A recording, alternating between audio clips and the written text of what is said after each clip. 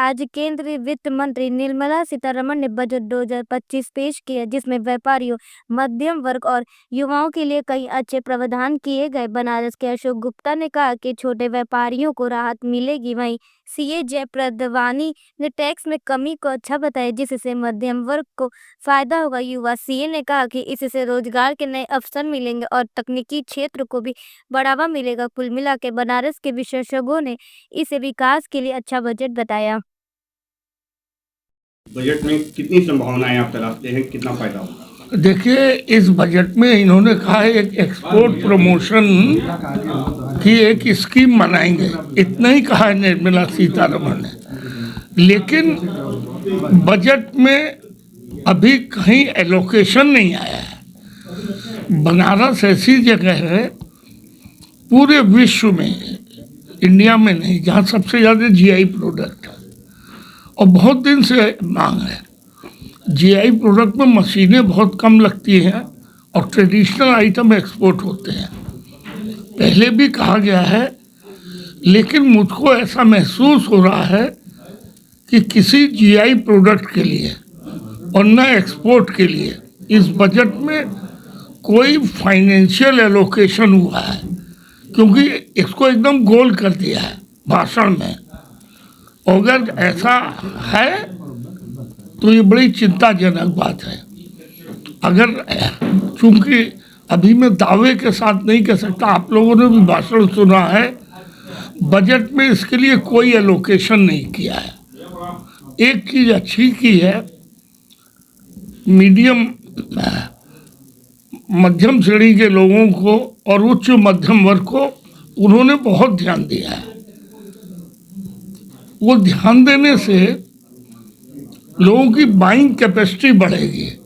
मैं आपको एक उदाहरण देता हूँ, अगर किसी की 2 लाख रुपए महीने की आमदनी है तो पहले के मुकाबले में, मतलब 24 लाख साल हो गए, तो उसको 1 लाख रुपए का सीधे सीधे छूट है। अब 1 लाख रुपए उसके आएगा, या 12 लाख वाले का 50,000 रुपये बचत होगी, तो वो रुपया कुछ खरीद करेगा तो बाइंग कैपेसिटी बढ़ेगी। बाइंग कैपेसिटी बढ़ेगी तो इंडस्ट्री का विकास होगा। एक चीज़ और जो अभी वो वहाँ पे पूछ रहे थे, नहीं बताया, इस बजट में ये जो कॉरिडोर की बात चल रही है, विंध्यवासिनी बनारस, उसका इस बजट से कोई संबंध नहीं है। वो ऑलरेडी सैंक्शन है, यूपी गवर्नमेंट ने उसके लिए बजट एलोकेट कर दिया है।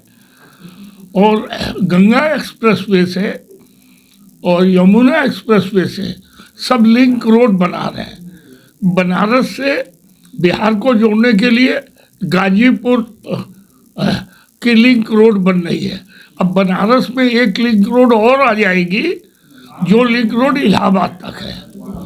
हम लोग को वो लिंक रोड तैयार होने में मैं समझता हूँ 3 साल लग जाएगा। और जब कोई रोड बनती है तो उसमें 90% लेबर का इन्वॉल्वमेंट होता है और उससे देश के आर्थिक। और एक चीज़ और है, डॉलर के सापेक्ष में इंडियन रुपी घट रहा है और करीब करीब इतना ही, पिछले साल करीब 5% महंगाई बढ़ी। मेरी गारंटी है कि ये अभी और, जो रिजर्व बैंक की पॉलिसी आई है कि छोड़ दो ताकि एक्सपोर्ट कॉम्पिटिटिव हो, कम से कम 5 से 6% की, मैं जैसे मोदी जी गारंटी दे रहे हैं ना, मैं गारंटी दे रहा हूँ कि महंगाई तो बढ़ेगी। और जब महंगाई बढ़ेगी तो लेबर चार्ज बढ़ेंगे, कॉस्ट बढ़ेगी। और ये अभी तब तक नहीं हो सकता है कि जब तक भारत का एक्सपोर्ट ज़्यादा हो, इंपोर्ट कम हो। और उसकी संभावना अभी नेक्स्ट 3 साल में दिखती नहीं है। दीक्षा भारद्वाज, आप एक युवा की दृष्टि से बताइए, ये बजट कैसा रहा? ये बजट युवाओं के लिए बहुत अच्छा रहा है, क्योंकि आप सभी जानते हैं कि गवर्नमेंट ने जो स्लैब लिमिट है, उस एक तो टैक्सेशन के स्लैब्स को बढ़ा दिया है। अब पहले जो था वो 15 लाख तक था, 3 लाख से 15 लाख, अब उसको इंक्रीज़ करके 4 लाख से 24 लाख कर दिया है। क्योंकि ओवर द पीरियड इन्फ्लेशन तो बढ़ा था, लोगों की इनकम भी बढ़ रही है बट उतनी तेज़ी से नहीं बढ़ी, और जो एग्जेम्पशन मिलनी चाहिए थी उनको वो नहीं मिल रही थी, उनको टैक्स देना पड़ रहा था जो कि अभी इन्फ्लेशन के अकॉर्डिंग नहीं देना चाहिए था। साथ ही साथ गवर्नमेंट ने युवाओं को स्किल डेवलपमेंट की बहुत सारी स्कीम्स निकाली हैं, जिसके तहत उनको सर्टिफिकेशन कोर्सेज वगैरह कराएंगे ताकि वो उनकी स्किल डेवलपमेंट हो और एम्प्लॉयमेंट अपॉर्चुनिटीज़ मिल सकें। उसके साथ उन्होंने MSMEs की लिमिट बढ़ा दी है कि लोग एंटरप्रेन्योरशिप में ज़्यादा इंगेज हों, वेरियस सेक्टर्स और इंडस्ट्रीज़ को प्रमोट करें, टॉय इंडस्ट्रीज़ को प्रमोट करें, हैंडीक्राफ्ट गुड्स के। उसके अलावा आपका EV बैटरी मैन्युफैक्चरिंग को प्रमोट करें। लास्ट ईयर बजट में उन्होंने सोलर पावर को प्रमोट किया था। साथ ही साथ स्टार्टअप्स के भी उन्होंने टाइम लिमिट को एक्सपेंड कर दिया, 5 साल से और बढ़ा दिया है कि लोग युवा जो हैं वो आज के नए नए इनोवेटिव स्कीम्स को लेकर के आगे आएँ, स्टार्टअप में रजिस्टर हों, उसका बेनिफिट लें। और इसके साथ साथ गवर्नमेंट ने जो सीनियर सिटीजन्स हैं उनको भी कुछ बेनिफिट्स प्रोवाइड किए हैं, जैसे कि उनका इंटरेस्ट इनकम था from private banks and government banks, उसकी लिमिट को 50,000 से सीधा डबल कर दिया है, 1 लाख कर दिया है। तो ऐसे कुछ बेनिफिट्स हैं जो कि दिए गए हैं। ठीक। सर, आज बजट रहा 2025 और 26 का, और वाराणसी को टूरिज्म के क्षेत्र में अगर देखा जाए तो बहुत क्या कहेंगे? देखिए, वाराणसी को क्या मिला, यूँ समझे कि बनारस में मेन विश्वनाथ कॉरिडोर है, वो तो डेवलप हो गया, उसमें टूरिस्ट आ रहे हैं, माँ गंगा यहाँ पर है। अब यहाँ पे रह गया था सारनाथ का डेवलपमेंट। तो इस बजट में उन्होंने अनाउंस किया स्पेशली कि इस बार का बजट जो है वो फोकस करेगा बुद्धा पे ऊपर, बुद्धा पे पिलग्रिमेज ऊपर, बोध गया से स्टार्ट करेंगे और सारनाथ का नंबर आएगा, तो सारनाथ पे ज़्यादा फोकस होगा इस बार। और सारनाथ तो ऐसा डेवलप होने के चांसेस हैं कि सारनाथ जब डेवलप होना शुरू हो जाएगा तो इंटरनेशनल फ्लाइट्स बढ़ती जाएंगी, क्योंकि सारनाथ के अनुयायी बहुत ज़्यादा हैं, चाइना में भी है, थाईलैंड में भी है, जापान में भी है। तो इस बार इंटरनेशनल टूरिज्म बढ़ेगा बनारस में, जो अब तक इंटरनेशनल टूरिज्म नहीं बढ़ा था, डोमेस्टिक तो बढ़ रहा था, इंटरनेशनल कम हो रहा था, इतना नहीं बढ़ रहा था। अब सारनाथ की वजह से बाहर से लोग ज़्यादा आएंगे।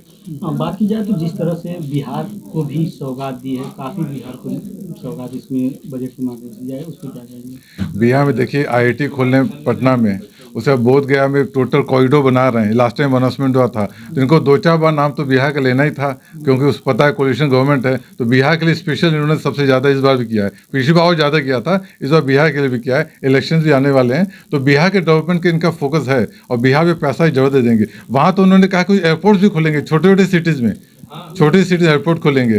तो ये ग्रीन एयरपोर्ट जो है छोटे छोटे, जो जिसमें चॉपर फ्लाइट्स हो जाएंगी, उससे बिहार के छोटे छोटे सिटीज़ कनेक्टेड होंगे राजधानी से, बॉम्बे से। तो बिहार तो काफ़ी तेज़ी से डेवलप होगा। सरकार का पूरा फोकस बिहार पे है इस बार। किसानों के लिए किस तरह का इस बार बजट रहा?